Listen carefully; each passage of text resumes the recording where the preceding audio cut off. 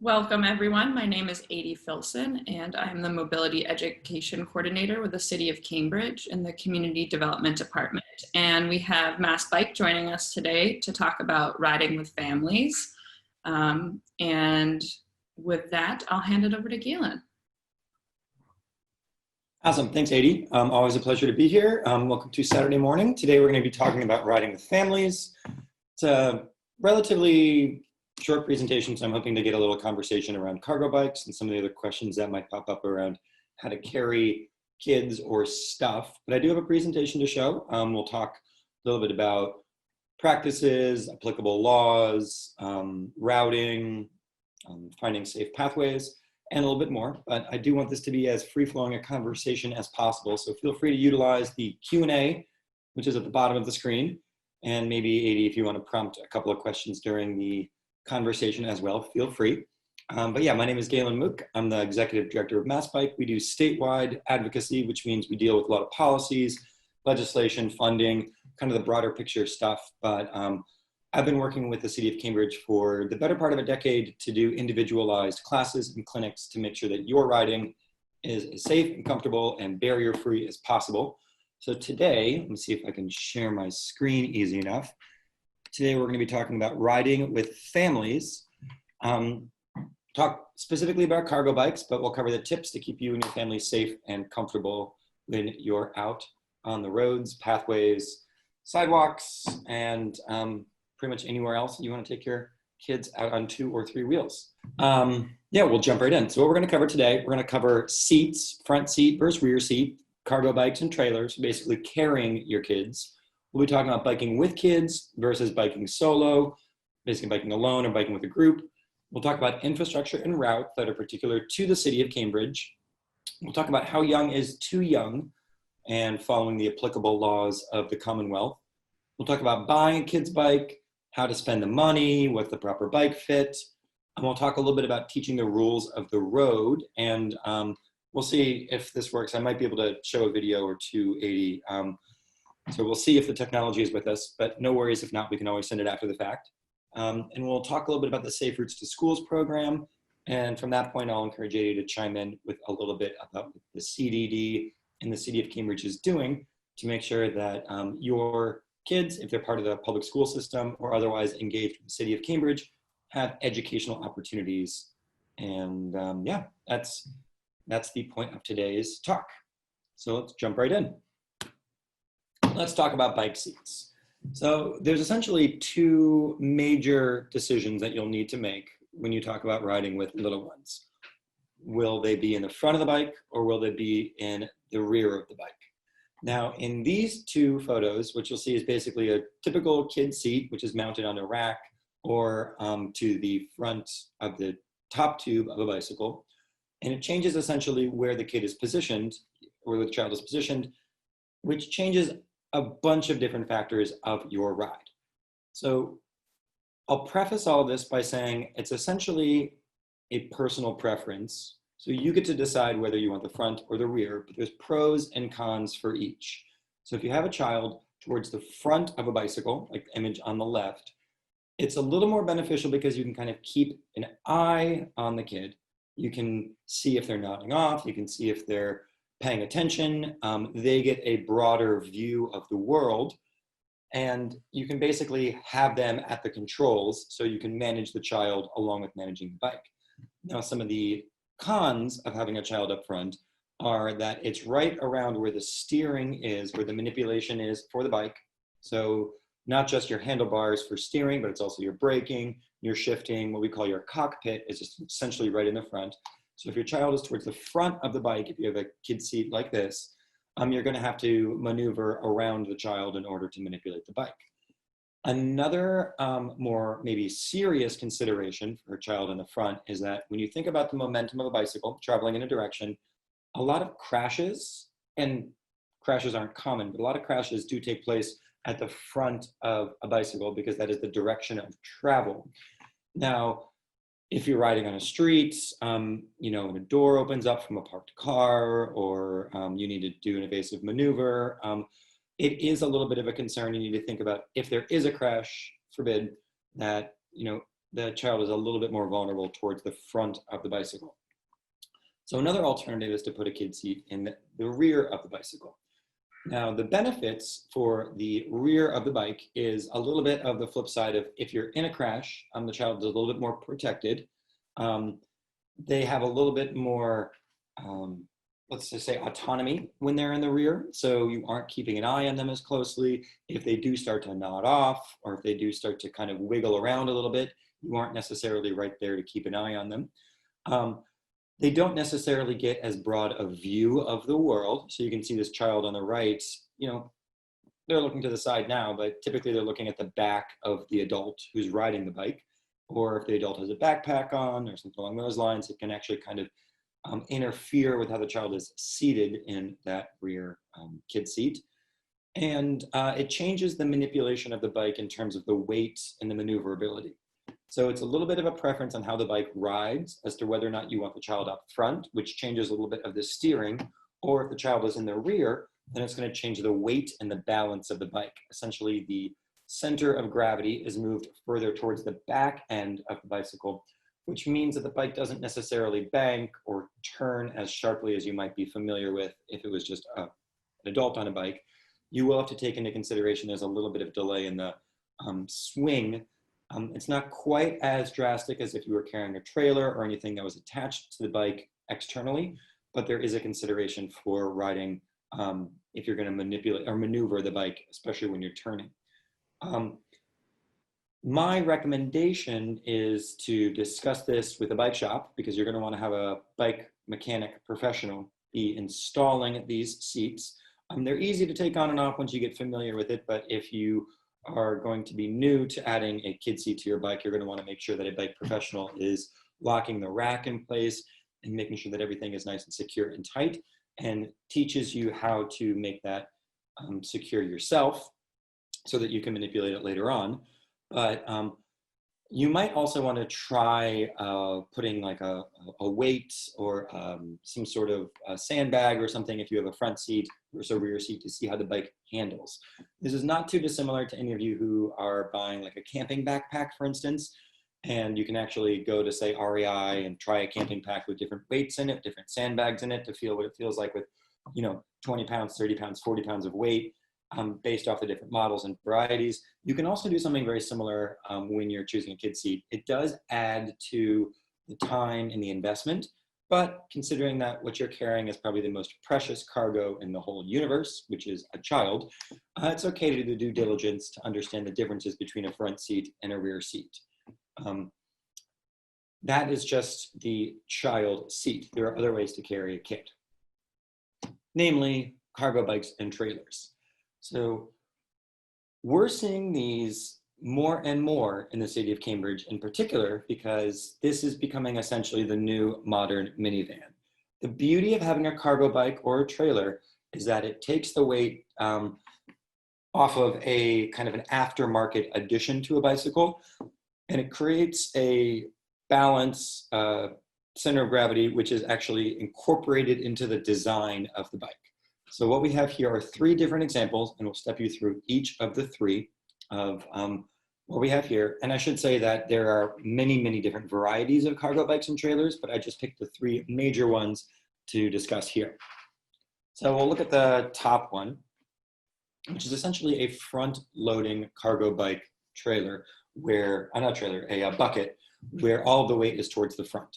Now, these are very popular in the Netherlands and in other, let's just call them bike elevated countries, where there's proper street infrastructure. There is the space that can handle the wider steering, the wider bike, the heavier load. They do handle differently. So what we're seeing here is essentially the child up front, where you can keep an eye on them. There's plenty of space. You'll notice that all these children are wearing helmets, which is also very important. We'll talk about that in a minute. You can get cargo bikes in the front that actually have seat belts, which is maybe advised, maybe not advised. You don't necessarily have a requirement for seat belts for the front of the cargo bike. And if the bike is to tip over, even not in traffic, but just generally, you want to make sure that the child is not necessarily trapped in there. And you can also get covers for that as well, so that you can carry precious cargo in the rain without concern about it getting wet. Now, these are arguably a little pricier because the bike is actually built for the weight. They're specialized, they're probably hand built to fit specifications which you'll be requiring. You can get electric assist motors because these are generally very heavy. The beauty of these is that they are made for maneuverability. So when you're biking on them, they actually handle pretty smoothly, and you can learn to bank, learn to steer, and they actually manipulate much easier than, say, some of the aftermarket editions, which we'll talk about in a second. They do run arguably in the $1,000, $2,000, $3,000 range, so they are an investment. However, if you're replacing these trips with, say, the purchase of a car, or you take lots of ride sharing or zip cars or other means of automobiles, that this actually in the long run is a cost-saving endeavor, and it's a time-saving endeavor. And of course, because you're able to scoot around and you're not reliant on trying to be stuck in traffic, you're saving the planet by not driving a car, and you're saving everybody the congestion of not having a car in traffic. So arguably that these are in the end cost saving, no matter how much you're going to be investing in it if you're comparing it to the cost of having an automobile. Let's talk about the bottom left photo. This is a gentleman with 3 kids, and this is essentially the modern minivan. So you'll see that there are space for 3 children on this bike, and this is an aftermarket edition of a bicycle that has like an extended trailer towards the rear. It's got 2 different modes for carrying kids. You'll see that there's a front seat for the younger child, which we talked about in the last slide, means that the child can be taken care of, can be kept an eye on. But there's also space for children to have seats and platforms in the rear of the bike. And this is what is known as an extra cycle or an extended bike, or it's essentially a manipulation of a bike that builds out the back. And this handles a little bit more tricky than a regular bike because the longer travel, by that I mean from the distance from the front wheel to the rear wheel, means that it doesn't bank or steer like you'd be familiar with. It's something to get used to. And especially because you'll have weight towards the front or towards the back, it changes how you would turn, bank, and steer like we talked about earlier. This is kind of a mid pricing. I would say that this is maybe just a $300 or $400 addition to a bicycle, but you'll need to make sure that your bike is sturdy enough, is equipped enough, and is quality enough to basically handle this additive aftermarket edition. But again, if it's a cost-saving endeavor because you're not using an automobile, in the end, this is an added plus for cost. And then the bottom right, which is basically just an added trailer attached to a hitch to the rear wheel. And this is used not just for carrying kids, but we see a lot of folks who carry dogs. You can carry supplies like kitty litter or mulch or other bulky objects. So this could be used for grocery getting. The beauty of an added-on trailer, like the bottom right we have here, is that you don't need to really change anything about your bike in particular. You'll see that this person is just riding a normal mountain bike, and there's a hitch to the rear wheel, which very simply attaches, which you can be taught how to manipulate very easily.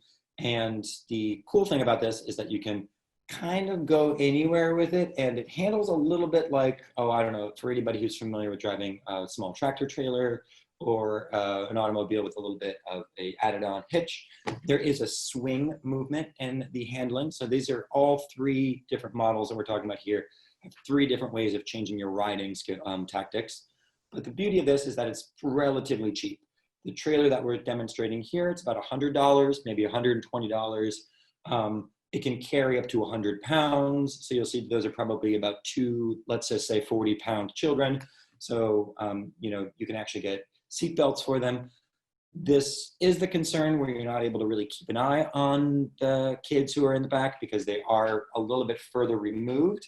But, we see these around the city. I do recommend trying to make these as prominently visible as possible. So you're going to want to get a flag or a special lighting or other ways of making yourself more prominently viewed. But these can handle pretty easily in normal bike lanes, on the protected bike lanes on the sidewalk, on shared use pathways, and more. These are kind of three of the larger examples of cargo bikes and trailers, which we see becoming more and more and more popular. And I should say that you can also get electric assist for basically any of these models. What that would be is a motor that engages when you're pedaling. And sometimes you can get a motor that engages with a throttle as well. They don't go that fast. I would recommend getting the lower speed models, which go a maximum of 20 miles an hour, which honestly is probably a little bit too fast, especially if you're carrying kids. But you don't have to go that fast, of course. It's just the top speed. And the beauty of the electric assist is that it will help you when you're carrying heavier loads, if you are going over steep hills, and it just makes riding that much easier. So if you are, a little bit more weary towards the end of the day when you're picking up your children from daycare, or you want to go out for a longer ride on the pathways, electric assist is a really nice addition to have to a bicycle. That does add a fair amount of cost. For any of these, if you get the models that are specified for an electric assist, I would assume there's probably an additional up to $1,000 added to make sure that that bike is an electric assist bike. And I will say that MassBike, as a statewide entity, we're working on legislation which would clarify what the electric assist models and classifications are. So it's a little bit of a gray area. In some places, electric bikes are considered to be motorized bicycles, but that's very rare. And typically, most electric bicycles are generally treated as bicycles and allowed wherever bicycles are allowed.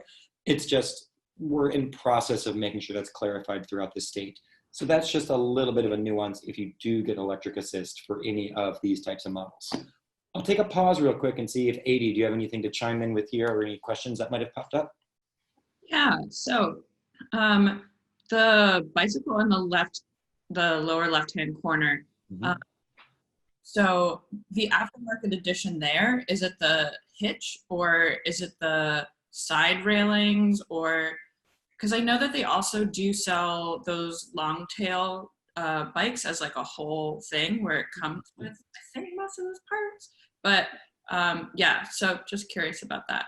Yeah, so that's a good question. So there's actually, I should have said that there are different models. So I don't know if I have a single answer for that. You can get a bike that is a long trail bike, which is made explicitly to be long. But then you can also get an aftermarket, which essentially it takes the rear wheel derailleur gear changing system and it attaches to an aftermarket addition, which then bolts to the frame of the bike. So what we're looking at here is essentially the normal triangle of the bike, but it's extended back by an aftermarket addition. So what we'll need to do is you basically get a professional mechanic or somebody who, maybe you've got the skills yourself, that's great. But you bolt on the aftermarket and then you get a chain extension. So it's basically the length of two normal bike chains. And you essentially get the rear derailleur and rear wheel system moved further back about 1.5 feet or so. And it doesn't work for every bike model. So you will need to make sure that the specifications for an aftermarket edition do work for the bike that you have. Or like you say, you can get a bike that is just a long trail bike inherently, that just does like everything altogether. It's just going to be a longer bike. But the beauty is that, we want to make these as low cost and accessible as possible for folks, because biking generally is a low cost activity. Want to keep it that way. So that's a little bit of the nuances to it. So I will kind of tag that comment by saying there's 50 million types of bikes, which means there's about 50 million different ways that your bike can fit together or has trouble fitting together with something that's an additive piece to it. So you're going to want to check in very clearly about what bike you're using if you're going to do any sort of aftermarket edition. The bottom right, where it's just a burly trailer with a hitch just on the rear wheel, like the two wheels in the back type of trailer, that is for any bike. Essentially, if there's a quick release lever in the back wheel, which is not every bike, it's just ones that have quick release levers. And you have to be a little bit careful if you have disc brakes as well, because some of those don't work with bikes that are disc brake models too. So I don't want to give you the impression that there's a single answer for a single type for a single bike. There are nuances that are going to have to be figured out with the professional. Cool. And one more question. So I see on that bottom left-hand corner, they have a bike seat as well. Are the other bikes compatible with bike seats? What happens if I have a child who is still not old enough to sit up by themselves? Great question. So we'll cover this in a little bit in the presentation, but essentially the rule of the Commonwealth is that your child needs to be at least 1 year old in order to be in a kid seat. And a lot of the legislation around that is because your child needs to have a helmet on, and children who are less than 1 year old don't necessarily have the neck strength to have a helmet. And you want to be extra careful with kids who are not that old as well. Their skulls haven't actually formed entirely as well. So it's super, super important that you have a properly fitting helmet for your child. But yeah, the general rule is that if they're younger than 1 year, no kid seat, no taking along the bicycle, even in a trailer, because you need to make sure that they have a helmet.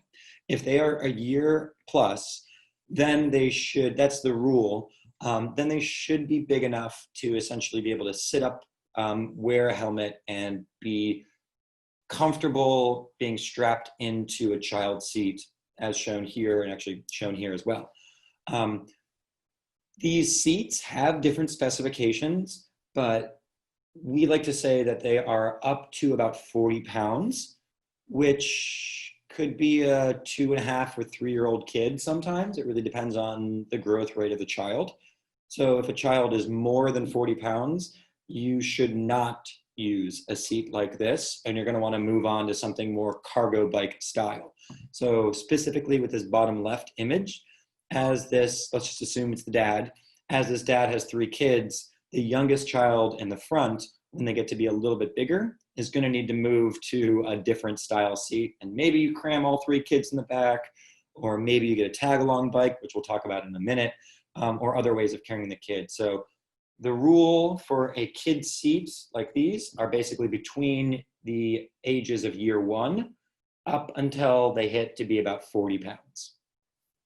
So in that case, are they compatible with the kid seats? Are they compatible with the Dutch bike? And can you put one of those seats in the back of that long tail trailer?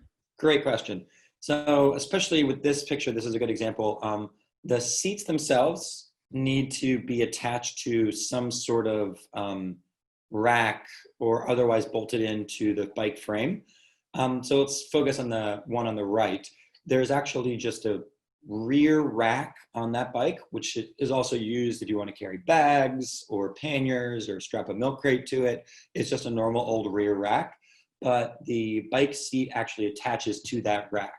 So you'll need to install a rear rack along with a child seat, which is why I recommend having a professional take a look at it, so that like the 6 or 7 bolts that actually put all of these things together are pretty secure. You'll also notice it's a little hard to see, but I wonder if I could go to this screen so you can see my cursor. There is a mount system right here that I'm circling with my cursor, which actually attaches to the kid seat as well.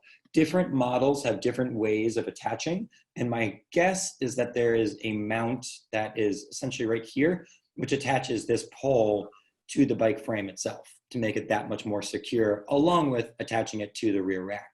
On the image on the left, this is mounted to what's called the top tube of the bicycle, which is, when you think about the triangle of the bike, it's the tube that's right connecting the handlebars to the top of the bike seat, essentially, which the adult is sitting on, which is called the seat tube. It's the triangle formation of the bike, essentially, in the frame. But different models of kid seats will attach differently to different types of bikes. If we go to the cargo bike, you'll see that there is no top tube when we're looking at the Dutch style cargo bike. So for instance, this, where my cursor is circling on the bottom left, this style of kid seat would not work for a Dutch cargo bike, mainly because there is no top tube to attach it to. And if there were, you need to have the adult have maneuverability of the legs, so it just wouldn't fit. So there are nuances to figure out based off the model of bike that you're looking at. how are you going to modify the bike if you're going to be doing something like an aftermarket bike seat? Which is why, some of the best is actually to look at bikes that are made explicitly and specifically for carrying kids and cargo, so you don't even need to worry about if there is basically a symbiosis between the aftermarket edition and the bike that you have. If they're manufactured together, explicitly made together, then they're going to work. But if you're going to do something like get a kid's seat to put on afterwards, or maybe get a trailer like the bottom right, you'll need to do a little bit of research with the professional to make sure that, yes, this model is made to fit this style of bike. And there are many different models of kid seats, so don't think just because one model doesn't fit that you're not able to do it. You'll just have to kind of play around with what fits. Yeah, I do think they make specific kids seats for the Dutch cargo bikes, but I don't know too much about it, but I think that's something a mechanic would be able to tell you. But I do think that there are at least some models that bolt into that front bin there. Exactly. And I will say that some of the bike shops that are great in the Cambridge area, I would recommend Bicycle Bell, which is a bike shop up on the corner of Oxford, right by Porter Square. It might actually be the edge of Somerville, but it's right there.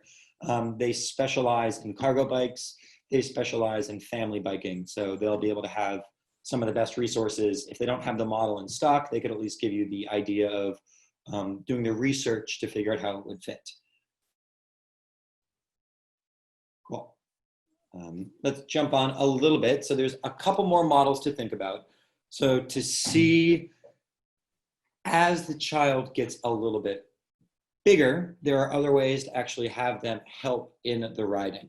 So just to go back, I've organized these slides a little bit in terms of size. So the younger of the kids, when they're, again, between ages 1 and about 40 pounds, you'd want to think about getting a kid seat like this, or potentially a trailer in the back, but you're going to want something that's a little bit more secure that straps in. As they get a little bit bigger, between 40 pounds, which is maybe ages 2.5 to 3, up till, depending on the specifications of the bike itself, the more weight that you put on your bike, the harder it will be to maneuver. So as the kid gets a little bit larger, you're going to want to think about modifying how you take the kid along.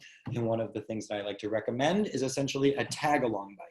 And the beauty of the tag-along bike is that it helps the child learn how to pedal and learn how to balance on their own while still having the adult be the one who is deciding the course and the path. So you can teach good biking positioning, good biking habits, good concepts of where to be if they are going to be riding on a bike path, or like you'll see that, let's assume it's the dad in the top, kind of on the side of the road. You can kind of teach good habits while still teaching a little bit of independence. The 3 different models that I have here, you'll see they basically just attach to the seat tube or the seat post of the adult bike. And there's different ways that the kids' seats or the kids' bikes can actually mount. On the top, it's kind of cool. There's actually a tandem tag-along bike, so that, if you've got more than one child, like this dad, we'll assume it's a dad here, the 2 daughters, can like really crank. And the cool part about this is that when the kids are actually pedaling, they actually provide a little bit of oomph and momentum for the adult, so you can actually get some good speed if that's so your inclination. On the bottom left, you'll see, let's just assume that she's the mom with the daughter. You can see that that daughter feels a little bit like she's looking down. She's maybe feeling a little shaky. This is a really good way to teach them how to pedal, so that they start to gain the independence. And when they're ready to ride on their own, you've already kind of gotten over the hump of getting that muscle memory down, of getting the pedals moving with the legs. And one of my favorites is the bottom right. Let's just assume that's a mom and her child. Is that the son actually has his own full bike, and it's just attached with like a little foldable mount, which actually folds up and can be strapped onto the adult bike and carried along, so that when they get someplace safe, like a park or wherever it might be, they can detach the child's bike, and the child has their own fully autonomous bike and can bike around on their own. That's kind of the best of both worlds, where you can do a tag along, but then the kids got a bike. When they're ready to ride on their own, you just detach it from the mount, and then they can have full autonomy of riding. And so, again, this is for a little bit older when the kids are at the age where they're learning how to balance and pedal on their own. But it's also great because the adult still maintains the control. Cool. Any other questions about that there, Edie? No, that sounds good to me. Great. Let's talk a little bit about the considerations when riding with children. So I do like to encourage that we get what we call like a biking school bus or a kiddical mass or other ways of riding in a group, because you do teach good habits when kids are kind of learning from each other and learning from groups of adults. So this slide is about what you'll need to extra be cautious for if you're riding in a group. Now, I do believe this image is from Brattle Street. This is my friend Annika as she's riding to school. I think she's going to the Tobin School at the time. You can see it's the adults in the rear. So the adults are kind of being the protective measure between the moving traffic. They're very well reflective. They're very well visible. They're the ones kind of blocking the traffic that's coming up from the rear. But the child in front means that they're the ones who are kind of getting to make the decisions and learning at the beginning how to be a little bit more confident and gain the autonomy of being able to ride in their road. Now, a couple of things about this is that when you are choosing your route, you should find one that has good bike infrastructure. So this is actually a pretty good bike lane. And I will say that Annika, who's the one leading, she's a little bit towards the inner curb line of the bike lane, which means that she's further away from moving traffic, but you'll have to teach her a little bit of the considerations and the concerns. If there were parked cars, she would not want to be riding that close to the curb because she would be in essentially the door zone if a door were to open up. So just a consideration is that you can reinforce riding behavior by using real life examples in real time while you're riding.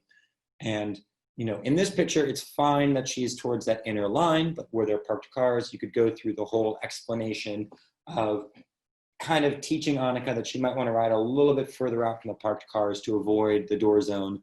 But the consideration there is then you'd be closer to moving traffic. You're going to want to make sure that you take it slowly, that you don't make the kid nervous, that you don't put a lot of pressure on the child, and that every so often you're kind of checking in to discuss the infrastructure, because keep in mind that these children have not had driver's training. They do not know the rules of the road. They maybe know some principles of traffic because they've been walking or crossing the street or been a passenger in a car, but they are basically starting from scratch. So you're going to have to be very clear, repetitive, and have lots of examples to compare to when talking about what decisions the child is going to make when they start to ride on their own. Especially regarding intersections, how to cross an intersection. Frankly, sometimes it's easier to walk, or around lane positioning, as we were just mentioning there, in terms of where to even ride within that bike lane. And if you can get into the habit of riding in a group, potentially riding to school, riding to the library, riding in a park, you can actually teach good routes so that you can trust the decisions that the child will make once they get to be old enough to start riding on their own. Great. Let's talk very briefly about bike infrastructure. This is just a generic slide to talk about a little bit of the nuances of bike infrastructure. I'm not going to belabor this point too much, but just so you know that there are different varieties of bike infrastructure that will be essentially non-continuous, so that you're going to hit different varieties of bike lanes or not on the same route. Different levels provide different separation or not, or different protection or not protection. So keep that in mind when you're choosing how to do your route. On the top right, it's just a share row, which just means that, the top left, it's just a share row, which means that the bicyclists and the car drivers are sharing the same space. Probably not recommended if you're going to be riding with a young child. On the top right, you'll have a bike lane. Even this bike lane with a little bit of a paint buffer, you'll see still has mixing traffic in it. So again, I wouldn't necessarily recommend that with a young child either. On the bottom right, you'll see what's a parking protected bike lane, where there's a physical separation of the bike lane between the parked cars and the curb. This is nicer because it does provide a vertical and physical separation to prevent moving traffic from going into the space reserved for bicyclists. However, The bicyclist is a little bit hemmed in because there is a curb and then there's a physical blocking of cars. So there's no real way to maneuver out of the bike lane if there is like a stick in the way or a big pothole or some other obstruction. But what I would really recommend is thinking about the bottom left, which is a fully physically separated sidewalk level protected bike lane, which is essentially what we call a cycle track. And the city of Cambridge is building a lot more of these when they're out there. I'll show you in a second a little bit about the bike map, but keep in mind that we don't have a contiguous network throughout the whole city. So when you're thinking of routes that you want to use with your kids, try to find as much of the separated bike infrastructure as possible. And you're seeing Cambridge build this more and more and more, especially as the city gets redeveloped. But there's a particularly heavy amount of these type of lane miles in the Kendall Square area, in the Concord Avenue area by Alewife and Fresh Pond, and little bits and pieces as you go into the inner core of the city. You'll see a little bit of parking protected bike lanes, and a few stretches, like I'm thinking of Central Square from Western Ave, where you do get the sidewalk level bike lane. But keep in mind, different types of infrastructure mean different levels of separation. And when you're choosing, I do really recommend you choose the off-road pathways. In the city of Cambridge, we're really close to having a contiguous network. We have some great pathways along the Mystic. We have some great pathways on the Somerville side of the community path. There's, of course, the pathway that goes all along the Charles River. There's some connective pathways which are just about to lock up. For instance, we're about to get a pathway which will take you from Alewife all the way to Fresh Pond, all the way to Watertown, to the Charles River pathway there. So even if you're just going around with your kids to just try biking, not even for a destination, you can seek out the off-road pathways, because then you know that you won't have that conflict with traffic. You do have to be cautious though if you're trying to learn good habits, or teach good habits, I should say, with your kids, that you're not really gonna teach riding in traffic if you're off-road. And there are special considerations when you are riding with children about how to share pathways properly, which we can talk about in a little bit if there are questions around that. But the be all end all is just ride slowly, be safe, and be patient, especially if you're going to be sharing a pathway with different types of users like joggers, strollers, dog walkers, seniors, and the rest. Let's talk. Oh, please. Mm-hmm.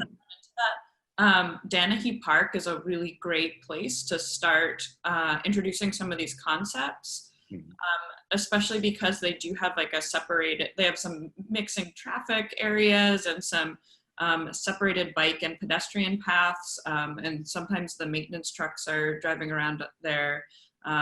There's also little hills that you can go up so you can practice on different types of terrain, and it's a really good place to sort of, in a protected, safe environment, practice and before you graduate to some of these other off-road paths. Very good point. Yeah, finding the parks, that's a really, really good example.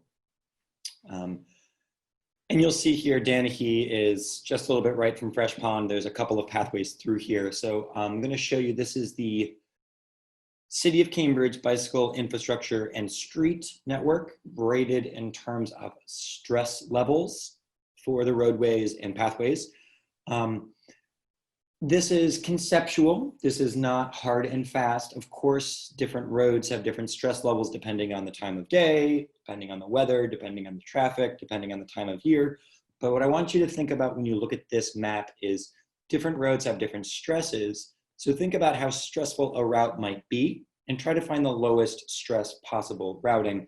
And this is, again, a conceptual idea of the City of Cambridge. This is actually from the bike plan that the City of Cambridge engaged with about 5 years ago and is currently under review again. So maybe 80 at the end, you can talk a little bit about how our participants can chime in to the conversation about the City of Cambridge's bike plan and bike network.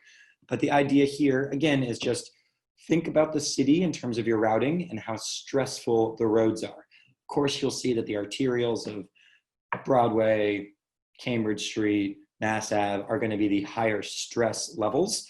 And of course, Memorial Drive is the highest of stress. Route 16, as it goes up, even though you're allowed to ride on it, it's a very high stress road. I would not recommend it. So think about your route in terms of not necessarily, am I going to get from point A to point B, but how comfortable will I be when I'm riding my bicycle on that road? So I've isolated out here, this is the existing bicycle off-street pathway network.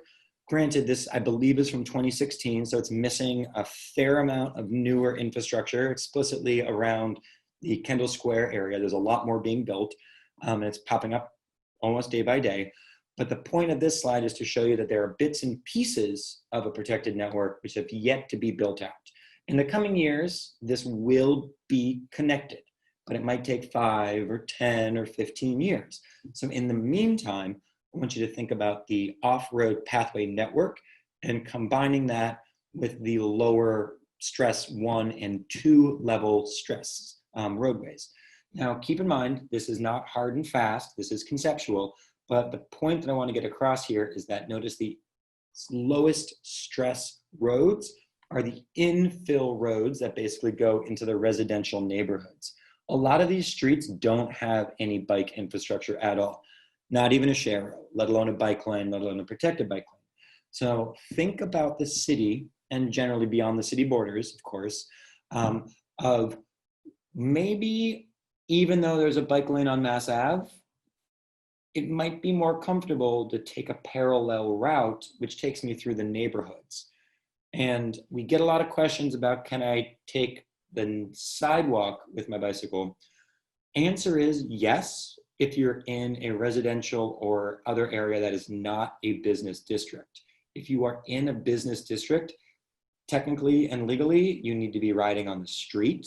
Now, again, if you're a kid, it's fine, no one's gonna say anything, but if you're a kid with an adult, you really should not be riding on a sidewalk in a business district.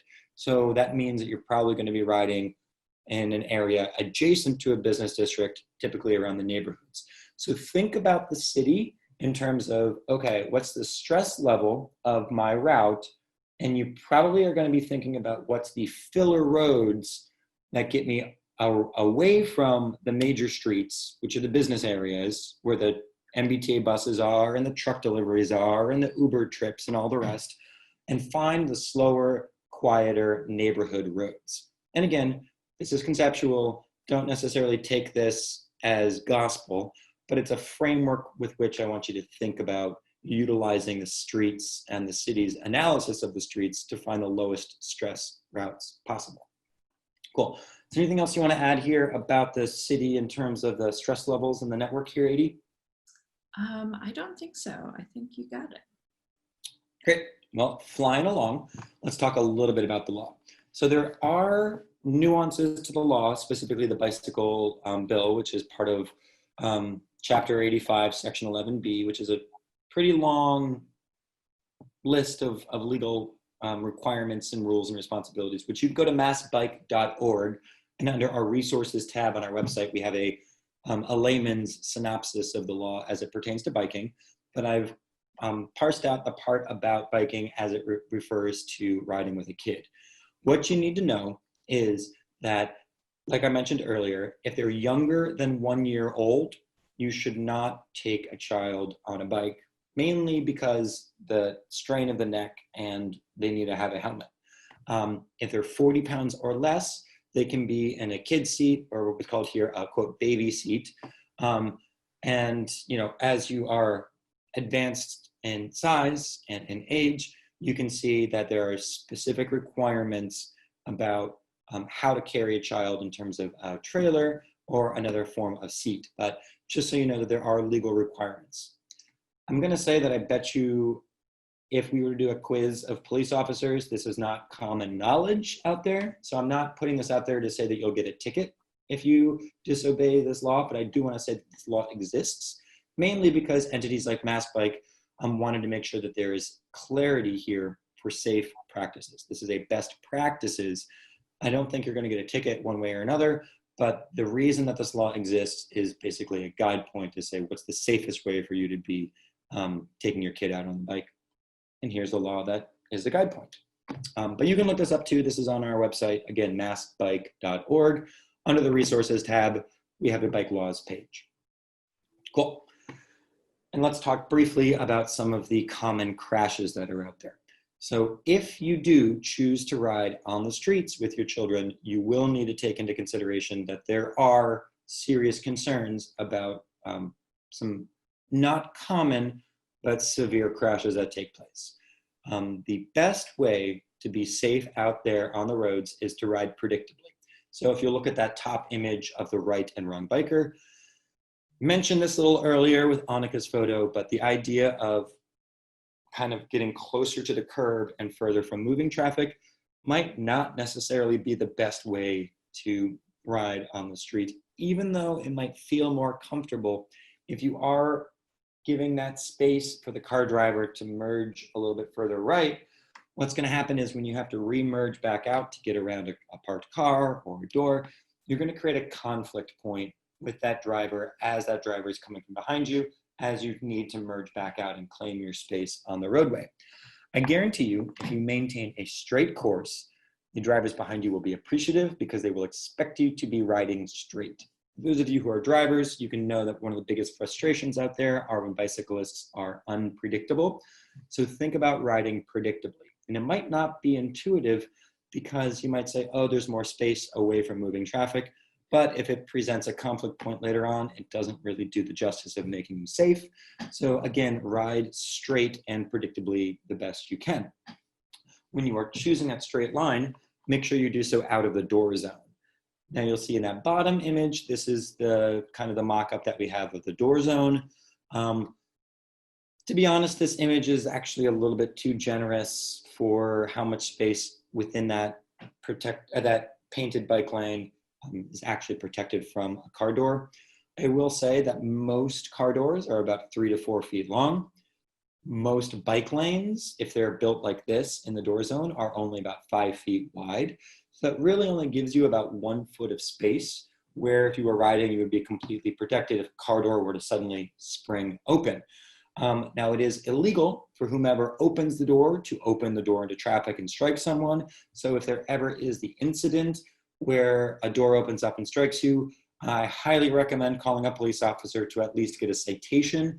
You might not need to press charges, but it's very important that you are getting a documentation of the crash and that there is a citation, because that does assign fault at the incident, which means that if there needs to be insurance or other considerations after the fact, that you've got the document of the assigning of fault, which comes from a police officer.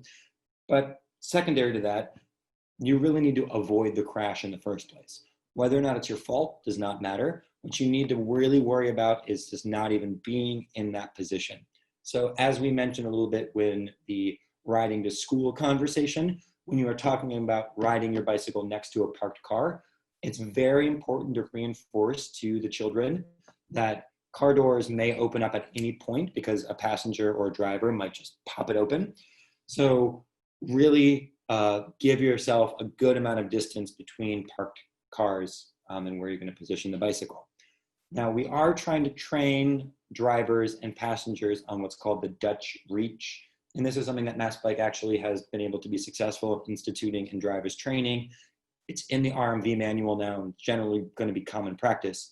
But as you are opening your door to your car, what you want to do is actually not open it with the hand closest to the door, but use your opposite arm, reach over and open the car door using your other arm, because it forces a shifting of the body, which reinforces a peripheral view from behind you. So it forces a viewpoint to look back to make sure it's clear before you open the door. Try to get in the habit of this when you're driving, when you're a passenger, when you're in a ride share. It's called the Dutch reach because it's actually the law in practice in the Netherlands. This is very common out there just because the high rates of cycling. Open your car door with your opposite arm. So again, crossing over and opening opposite. And lastly, the picture on the right, the graphic on the right, is what's called the right hook. This is also a pretty common and severe incident, especially around buses and trucks and large vehicles. The concern here is that a driver might not see the bicyclist, might not look, or that bicyclist might be in the blind spot. It is illegal for a car to cross a through lane, so, but regardless of whether or not whose fault it is, the safest way to ride is to avoid the crashes in the first place. So if I were this bicyclist, you need to be considerate as you approach an intersection. You really need to position yourself in the line of traffic and not parallel to traffic. If you are next to a car and the driver decides to turn right, and that car were to strike you and the driver were to, not have seen you, it is unfortunately one of the most severe of crashes, especially around buses, especially around tractor trailers. So I highly, highly, highly want to reinforce that as you approach an intersection, be extra cautious about the right hook. And the safest way to go is not parallel to traffic, but actually to kind of merge and be in the line of traffic so that you take yourself out of the right hook zone. Doesn't matter whose fault it is. The only way to not get right hooked is the same way to never get doored. Is just don't be in that vulnerable position. I don't mean to victim blame, and I don't mean to say that it's at any point the cyclist's fault for any of these crashes, but my goal here is to prevent the crashes in the first place. I'm gonna lay this slide up for just 1 second. Adi, do you have anything to chime in here about the crashes and the dangers out there? I don't want to belabor the point, but just want to offer the opportunity. I think you did a great job covering Thanks, great. And again, these are not common, but these are something that you have to be very clear about, especially if you're going to be taking children out on the roadways. And you should be using these as examples to teach your children how to ride safely about the considerations of the dangers. Great. So we're almost out of here. Let's talk about what is the right size for your bike. So kids' bikes are basically built off of the size of the wheels. Not necessarily the size of the frames like adult bikes are, but kids, as they grow, they graduate wheel sizes, which essentially means larger bikes. You can start out with something as small as a 12-inch wheel bike, and you'll see this image here on the right is essentially a scoot bike. There are no pedals to this bike. There are no gears to this bike. This bike is made for balancing. It's essentially a balance bike. This is the ideal way to teach a child how to ride a bike. Forget training wheels, forget pedaling. The first step is balance. And what I mean by that is a child should be able to sit on a bike and kick with a couple of very strong kicks and then push themselves, propel themselves forward by kicking up their feet and scooting along. Once they learn balance, it's a short and easy step to then teach them the mechanics of pedaling. And then once they're pedaling, they've got momentum. And if they've already learned the balance and they put the momentum and the balance together, boom, they're going to be riding like that.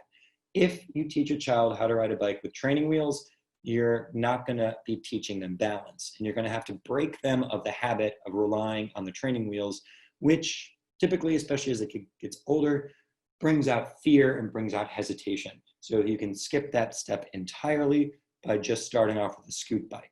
You can modify a regular bike, a kid-sized bike, by having a mechanic remove the pedals, remove the gearing, and then when they get to be balanced, you can put that back on and teach them pedaling. So you don't necessarily need to buy a whole separate bike, but just so you know, they do make scoot bikes. And if you're on like a family Facebook page or a family forum in the city of Cambridge, I guarantee you that there's a mom and a dad out there who have an extra scoot bike because their kid has graduated from it, and they'd be willing to give it to you at a fraction of the cost. Or if that's not a concern, no worries. You can also buy these scoot bikes from a standard bike shop. But keep in mind, once the kid gets a little bit bigger, you're going to be graduating from a scoot bike to a larger size bike. So typically, again, start off with about a 12-inch wheel, and they go to a 16-inch wheel, then they go to a 20-inch wheel, and a 24-inch wheel. And by the time they get to about 24-inch wheels, that's essentially an adult-sized bike. Think about a mountain bike. Maybe it's a mountain bike that you have in your basement. Those are typically around 26-inch wheels. So once you get to that size, by that point, we're talking about teenagers, and they're essentially strong enough and large enough to be riding an adult-sized. But if you're back to a younger child, you can see by this relative chart here, if they're only about, 3 feet tall, they're going to be on a smaller 16-inch wheel bike. But yes, start off with a scoot bike and then graduate your way up to a larger bike. Cool. And then my last slide here is try to encourage the community. We talked a little bit about this with riding with a group. And Adi, I might leave this one to you to talk a little bit about some of the work that's going on in the city of Cambridge with the Safe Routes to Schools. But my encouragement here that as a parent, try to build other parents and other families into your riding. And you can do bike rodeos where you take a parking lot and you build in safe riding tactics, fun riding tactics. You can do decorate helmets. You can do giveaways like butt lights and bells. If a child completes a safety course, you can build good habits in a fun and productive way by building a bike community. Of course, we're gonna have to wait until COVID is a little bit behind us before we really get towards some of the more robust kid programming in a group. But just you and your family could easily go out in a parking lot and practice, and just try to find what we call a traffic garden, or a place where you're kind of mocking up with chalk, or otherwise what a stop sign would do, what a right turn, what a left turn, build out an intersection, and find a safe place to encourage the kid in a fun manner to learn some of the skills. Adi, can you talk a little bit about what's going on with the CDD and Safe Routes to Schools? Yes, definitely. I do want to acknowledge we're running a little short on time, so if folks don't mind sticking around for a couple extra minutes. But this is my last slide too, by the way. But before I get to that, I just want to acknowledge this question quickly that came up. We have a question that is, what is the difference between an accident and a crash? Which is an excellent question. They're both the same. So we've moved away from the word accident, because an accident implies that there was no way to prevent it and that it's nobody's fault. We like to refer to them as crashes, because a crash implies that there was a decision point, whether intentional or not, but there was a decision point which caused the crash to happen. An accident, you could say it's an act of God and you can't do anything about it. I don't like to feel that way. I think there are ways of avoiding crashes, and we have to know the reasons behind them so that we're smart and aware, so that we avoid the crashes. So it's really kind of just a nuance of wording and nomenclature. It's like saying a car hit a bike as opposed to a car driver struck a person on a bike. We want to make sure that there is an attachment of humanity, of the decision making that goes into an incident. So it's essentially the same practically, but it's the way that we conceive of it in our minds. And I don't like to call things accidents, because accidents means that they weren't able to be prevented. So that's kind of the nuance there. Cool. And then I'll quickly go over the Safe Routes to School stuff. Once again, sorry for going over time, but let's see. Awesome. Cool. So you can find out a little bit more about our Safe Routes to School program on our website. I will show that here. Basically, Safe Routes to School is an initiative to help students get to and from school, either by walking or biking, to encourage sustainable transportation, and also just a better understanding of safety around walking and biking, so that students, especially any students whose parents don't have access to this information or didn't grow up with this information, so those students can also have an avenue for learning that as well. The city of Cambridge has a couple different age levels of programming. At second grade, we focus on pedestrian education, and we also do a little bit of bicycle safety and talk about helmet fit. And then we also have a sixth grade program, which has just started in the last few years, working with all of the sixth graders in Cambridge to talk about basically like a mini 4-day course on urban cycling basics and developing bike handling skills. Many students learn how to ride at a young age, but they don't learn the rules of the road, or how to properly use your brakes or shift gears. So this course is really, really cool. I certainly didn't learn this growing up. So in the meantime, in this COVID era, we've developed a virtual curriculum for the Safe Routes. And I'll show that here. We have a YouTube channel, and we actually have 2 different sort of levels of videos that we've developed, also in partnership with MassBike and some of the PE teachers at CPSD schools. These are really, really awesome. We're so excited to be able to put some of this information on the internet so it's available and accessible. you can also use these, you can also use subtitle captions on these videos in different languages. So we haven't officially published the subtitles to go along with it, but you can't, but the subtitles are pretty good, and you can change the languages of those. So that's really cool. It's also, even the grade 4 through 12 videos are really good for adults as well. And will give you a pretty good introduction to urban cycling basics, to basic mechanics of and bike maintenance, bike safety checks, and some proper handling techniques. With that, we can stick around for a couple more minutes if folks have any questions. And awesome. Otherwise, thank you for joining us today. We'll also be publishing recordings of our past webinars to our website. So if you're interested in taking a look at any of those, if you go to cambridgema.gov/bike workshops, you can sign up for our bike workshops email list, and we'll be putting information up about future bike workshops and also the recordings of our webinars. So you can check those out there. Doesn't seem like we have any questions. So thank you, Galen, for joining us. Awesome. Thanks, Adi. Thanks, everyone. Enjoy the ride.